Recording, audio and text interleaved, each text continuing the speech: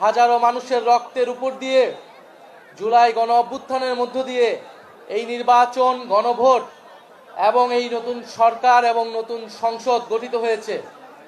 ফলে আমাদের প্রত্যাশা থাকবে, শুধু প্রত্যাশা নয়, আমাদের দাবি, এবং আমরা অবশ্যই সেটা আদায় করে ছাড়বো। সেটা হচ্ছে সংস্কারের দাবি, সংবিধান সংস্কার পরিষদের দাবি, উচ্চকক্ষের দাবি এবং নতুন বাংলাদেশের দাবি।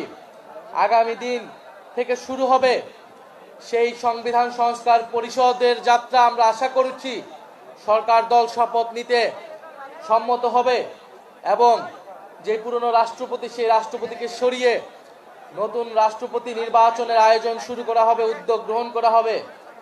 যদি এর কোনো ব্যত্যয় ঘটে, আপনারা সবই দেখছেন, সবই বুঝেন, সবই জানেন, কারা এর জন্য দায়ী, কারা বাধাগ্রস্ত বাধা তৈরি করবে, আপনারা সেগুলো দেখবেন। আপনাদের প্রতি আহ্বান থাকবে, আপনারা যার যার জায়গা থেকে সোচ্চার হবেন। এটা কোনো দল বা মতের বিষয় নয়, সংস্কার সকলের জন্যই প্রযোজ্য।